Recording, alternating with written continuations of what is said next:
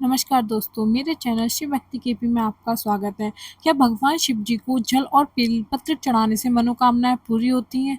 जी हाँ, अगर आपको ये जानना है तो आप इस वीडियो को पूरा देखें और मेरी वीडियो अच्छी लगती है तो लाइक और शेयर सब्सक्राइब करना ना भूलें। आने वाले रोग कष्ट मनोकामनाओं की पूर्ति के लिए शिवलिंग और मंदिरों में जो रोग शोक आते हैं उसके लिए शिवलिंग या मंदिरों में जो टोटके की क्रिया बताई जाती है, क्या उनका कोई महत्व होता है? क्या हमें संकट की निवृत्ति के लिए केवल नाम जप करने से मात्र? ऐसा है कि जैसे हम भगवान शंकर में जल चढ़ा रहे हैं, बिल्वपत्र चढ़ा रहे हैं, बैठ करके हम वहां मंत्र जप रहे हैं, नाम जप कर रहे हैं और ये भावना कर रहे हैं कि हमारा रोग नष्ट हो जाए, तो जिस कोटि का पाप से रोग हुआ है उस कोटि का जब आपका जप हो जाएगा तो उस पर प्रभाव दिखाई देने लगेगा। ये टोटका नहीं, ये अनुष्ठान है। मान लो नाम जप करना, मंत्र जप करना, जल चढ़ाना, बिल्वपत्र चढ़ाना और भावना से हम प्रार्थना करें कि हे भगवान शंकर हमारा रोग नष्ट कर दो, तो जब उस कोटि का जप हो जाएगा उतना, तो आपका रोग नष्ट हो जाएगा। हाँ, ये जरूर है कि उस कोटि का होना चाहिए, जितने को आपका पाप का फल जो रोग आया है उतना जब आपका जप और पुण्य होगा, आप चाहोगे तो उसका फल मिलेगा, तो आपका रोग नष्ट हो जाएगा। क्योंकि भावी मेट सकै त्रिपुरारी, भगवान शंकर में सामर्थ्य है, वो भावी को भी मेट, आने वाले प्रारब्ध को भी मिटा देते हैं। तो बड़ी सामर्थ्य करुणा शंकर भगवान में, तो आप ऐसा कर सकते हैं। शिवलिंग में जाके जल चढ़ाना, बैठ करके बिल्वपत्र चढ़ाना, बैठ करके नाम कीर्तन करना, नाम जप करना, तो उससे उसका फल ये मांगना कि हमें निरोग कर दो, तो जितना पाप है उससे जब बढ़कर नाम जप हो जाएगा तो आपका रोग नष्ट हो जाएगा। ऐसा, इसे टोटका नहीं कहते, इसको आराधना कहते हैं, शिव आराधना। ठीक है, टोटका शब्द अलग है, शिव आराधना शब्द अलग है। नहीं, इसको टोटका तो कहते नहीं, इसे जादू टोला थोड़ी कहते हैं, ये तो शिव आराधना के अंतर्गत है। आपको टोटका लगता है क्या? नहीं महाराज जी, आपके पूजा मंदिर में अगर कुछ और बताया जाता कि ये पूजा कराओ आपकी मनोकामना पूरी हो। कराओ वाली नहीं हम कह रहे, करने वाली कह रहे हैं।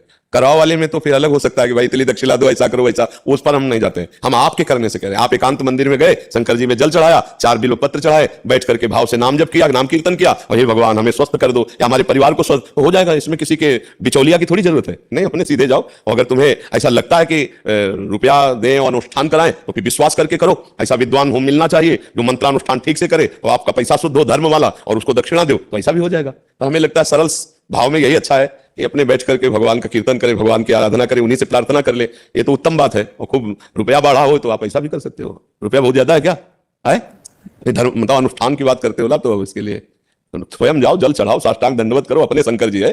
आप पत्र बिल पत्र चढ़ाए, बैठ के नाम कीर्तन की, हृदय से लगा के रोए, प्रभु आप ही सहारा हो, सब बढ़िया हो जाएगा। वो भाव देखते हैं। रुपया से कृपा नहीं होती, भाव से कृपा होती है। अगर दैन्य हो जाओ तो भगवान शिव प्रसन्न हो जाएंगे, वो प्रसन्न हो गए तो बहुत बढ़िया मंगल हो जाएगा। गुरुदेव, सोते समय मंत्राकार वृत्ति में है, फिर भागवतिक या संसारिक स्वप्न आते हैं। जब आंखें खुलती है तो मंत्र चल रहा होता है, तो गुरुदेव भगवान स्वप्न अवस्था का समय भी मंत्र जाप का ही माना जाता है, क्योंकि स्वप्न अवस्था में मन कहीं भी विचरण करता है महाराज जी। उससे कोई मतलब नहीं होता।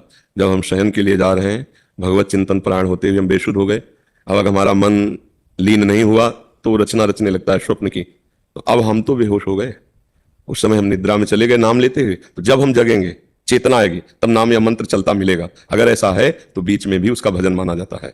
और अगर जब जगे और संसार का चिंतन फिर याद आया कि अच्छा नाम जपना है, तो अभी कमजोरी है, उस अभ्यास को और दृढ़ करना चाहिए। नहीं तो जहां से हम बेहोश होते हैं वहीं से हमें होश होता है। कि हमने जब हमारा ऑपरेशन होना था तो डॉक्टर से ये कहा था कि हमें बता देना कि अब हम बेहोश का इंजेक्शन लगा रहे हैं।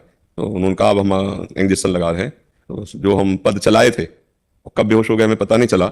जब हमें होश आया तो वही पद वो चल रहा था, तो जहां से छोड़ा था वही पद चल रहा था, वही मतलब हमारी बेहोश स्थिति उसी पद में थी। ऐसे ही हम जब शयन करते हैं, हम नाम जप या मंत्र जप करते हुए नींद में चले गए, अब अगर स्वप्नावस्था आ जाती है तो हमारा जागृत अवस्था की चैतन्यता का थोड़ी कि हम ध्यान पूर्वक को चिंतन कर रहे हैं, वो तो स्वप्न विचरण कर रहा है संस्कार के अनुसार। कभी तमोगुणी, कभी रजोगुणी, कभी सात्विक, 3 प्रकार के स्वप्न होते हैं। कभी ऊट पटांग के भी स्वप्न हो जाते हैं जिनका कोई अर्थ नहीं, कोई मतलब नहीं। और फिर हम जब जगे और हमारा नाम चल रहा है तो बीच का वो सब भजन माना जाएगा, वो भजन माना। और जब ऐसा भजन होने लगेगा तो या तो स्वप्न ही नहीं आते, जब आते हैं तो बड़े मांगलिक आते हैं, भागवतिक आते हैं। अब इतना समय ही, जब स्वप्न कब आते हैं? जब अधिक समय नींद को दिया जाए। कम समय देने पर फिर स्वप्न ही नहीं आते हैं। अब जैसे दिन में सोए नहीं, अब रात्रि में 3 घंटा 4 घंटा दिया समय, तो उतने में तो बेहोश हो गया। अब उसको समय ज्यादा दो, 5 घंटे 6 घंटे, तो कुछ समय नींद में गया, कुछ स्वप्न में गया। अगर हम कम समय देते हैं तो सीधे निद्रा में गया, क्योंकि थका हुआ होता है तो एकदम निद्रा में चला गया, गाढ़ निद्रा, जागृत हुआ तो भजन में बैठ गया। ऐसे तो स्वप्न कम आते हैं, और कभी आए भी तो बड़े मांगलिक भागवतिक स्वप्न आते हैं। और जब तक भागवतिक स्वप्न ना आए तब तक समझना चाहिए अभी अंतःकरण मलिन है। मलिन अंतःकरण में विषयी या ऊटपटांग के स्वप्न, नहीं तो भागवतिक स्वप्न आते हैं। भगवान की दिव्य मंगलमयी कोई न कोई लीला, कोई झांकी, संत महात्मा, गंगा यमुना, ऐसे पावन पावन स्वप्न आते हैं। कभी कभी तो ऐसे स्वप्न आते हैं कि ऐसा लगता है जग क्यों गए, वही देखते रहते, बहुत अच्छा लगता है। तो ऐसे भजन में तो बहुत आनंद का विषय है। हाँ, तो अभी और भजन में तन्मयता करिए। अगर जगने पर वही मंत्र चल रहा है, वही नाम चल रहा है, तो उसका पूरा भजन माना जाएगा। गुरुदेव, एक बात और पूछनी थी। जैसे बहुत दिन तक हम गृहस्थ में हैं तो आपकी आज्ञा के अनुसार कर्तव्य पालन करते हैं, और जब बहुत दिन तक